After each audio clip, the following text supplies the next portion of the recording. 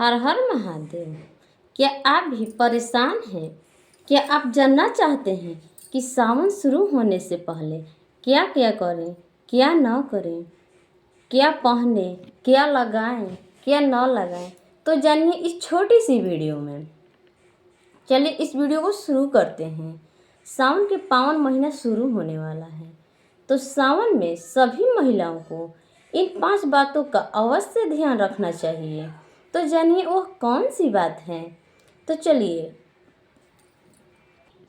सावन में प्रतिदिन सावन शुरू होने से पहले अपने घर की साफ सफाई कर ले। अपने सब घर की साफ सफाई कर ले, गंगा जल का छिड़काव कर ले। छिड़काव करने के बाद सावन शुरू होते ही आपको स्नान करके महादेव जी का स्मरण करना चाहिए। महादेव जी को जल अर्पित करना चाहिए। और सावन के दिन, सावन के सोमवार के दिन हम सब महिलाओं को, सुहागिन महिलाओं को अवश्य एक कार्य करने चाहिए। तो माता पार्वती अखंड सौभाग्य का आशीर्वाद देती हैं। सावन के पावन महीने में सभी सुहागिन महिलाओं को अवश्य हरा वस्त्र पहनना चाहिए। हरा वस्त्र पहने, हरी चूड़ी पहने, हरा बिंदी लगाएं, हरा नेल पॉलिश खरीदें और पैरों में महावर अवश्य लगाएं। पैरों में महावर लगा कर ही शिवालय जाइए। अगर आप सोमवार का व्रत की हैं, सावन में 2026 में जो सावन का पावन महीना है, उस महीने में 4 सोमवार हो रहे हैं। 4 सोमवार अगर आप करना चाहे तो एक भी सोमवार कर सकती हैं या 3 सोमवार करें, अच्छा रहेगा। आप जितना समर्थ हैं उतना आप करिए। और ख़ास करके कुंवारी लड़कियां अगर सावन का सोमवार का व्रत करना चाहती हैं तो अवश्य करें। अगर आप इन बातों का अवश्य ध्यान से सुनिए इन बातों को। अगर आप पहले से सावन सोमवारी का व्रत करती हैं तो ठीक है, करिए, 2026 में भी करिए। अगर आप पहले से नहीं कर सकती हैं, पहले से नहीं व्रत उठाई हैं, तो इन साल 2026 में ना ही उठाएं तो अच्छा है। कहा जाता है कि मलमास लगा है, मलमास में कोई नया व्रत नहीं उठाया जाता। अगर आपको इस वीडियो की यह जानकारी अच्छी लगे तो वीडियो में बने रहिए। सिर्फ श्रद्धा से सोमवार के दिन आप पूजा भी कर सकती हैं, जल भी चढ़ा सकती हैं। जलाभिषेक कीजिए या रुद्राभिषेक कीजिए महादेव जी को, तो उतना ही आपका भूखने का इतना ही फल मिलेगा। सिर्फ आप श्रद्धा से महादेव जी का स्मरण करेगी तो उतना ही फल मिलेगा। और इन बातों को महिलाओं को, सुहागिन महिलाओं को अवश्य ध्यान देना चाहिए कि सावन का पावन महीना 30 जुलाई से शुरू हो रहा है और 28 अगस्त को समापन हो रहा है। 28 अगस्त को रक्षाबंधन है। तो इस पावन महीने में आप सब महादेव जी का स्मरण जरूर करिए और सुहागिन महिलाएं अवश्य ये कार्य करें। अगर आप शिवालय जा रही हैं तो जाइए, महादेव जी का पूजा पाठ करिए। ज़रूरी नहीं है कि इतना फल ले जाएं, कितना फल ले जाएं। शिवालय जाते समय इन बातों का ध्यान रखें। अगर ज़्यादा दूर शिवालय नहीं है, आपके घर से ज़्यादा दूर शिवालय नहीं है और आप व्रत की हैं, तो हो सके तो चप्पल या सैंडल न पहन कर जाएं तो ज़्यादा अच्छा है। अगर आपके पैरों में कोई दिक्कत है, चप्पल पहनना ज़रूरी है तो आप पहन सकती हैं। अगर नहीं पहनने से आपको कोई दिक्कत नहीं है तो नहीं पहनना चाहिए। इतना तो हम अपने आप को कष्ट दे सकते हैं। महादेव जी के दर्शन करने जा रहे हैं, इतना कष्ट दे ही सकते हैं। नंगे पाँव जाइए, खाली पाँव जाइए, महादेव जी सब देखते हैं। श्रद्धा से ओम नमः शिवाय का जाप करते आप शिवालय में जाइए और अच्छे से अपना हाथ पाँव पहले धो लीजिए, महादेव जी को प्रणाम कीजिए।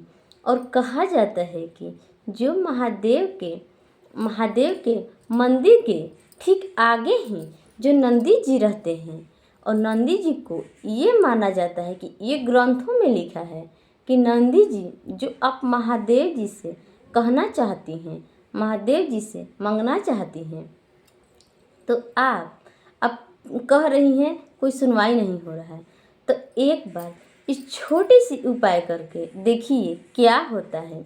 आपके जीवन में बदलाव अवश्य होगा। तो एक छोटा सा प्रयास है, उसको आप कोशिश करके देखिए। जब आप मंदिर जाते हैं, वहाँ नंदी जी होते हैं, उनको श्रद्धा से सच्चे मन से प्रणाम कीजिए और कहिए, उनके कान में धीरे से अपना जो मन्नत है या आप जो महादेव जी को अपनी बात, अपनी इच्छा बताना चाहती हैं, तो अवश्य महादेव जी से कहिए, नंदी जी के कान में कहिए कि ए नंदी जी, ये मतलब संदेश मैं आपके थ्रू महादेव जी को बताना चाह रही हूँ। आप मतलब जो कहना चाह रही हैं कि मुझे नौकरी नहीं लग रही, या मैं अपने घर में मैं कोई परेशानी में हूँ, दिक्कत में हूँ, मुझे दिक्कत से निकालिए, या मेरे घर के कोई सदस्य बीमार हैं, या कोई भी कुछ भी आप मांगना चाह रही हो, सरकारी नौकरी या अपने घर के लिए सुख समृद्धि मांग रही हैं, तो अवश्य उनके कान में आप गत्ते से कहिए, धीरे कहिए। कोई सुने ना, सिर्फ नंदी जी सुने और आप बोले और सिर्फ नंदी जी सुने। ऐसा करने से वो सीधे आपकी बात माना जाता है कि वो तुम्हारी हमारी बात महादेव जी तक अवश्य पहुंचाते हैं। आइए इस वीडियो, अगर वीडियो आपको अच्छा लगे तो वीडियो को लास्ट तक जरूर देखें।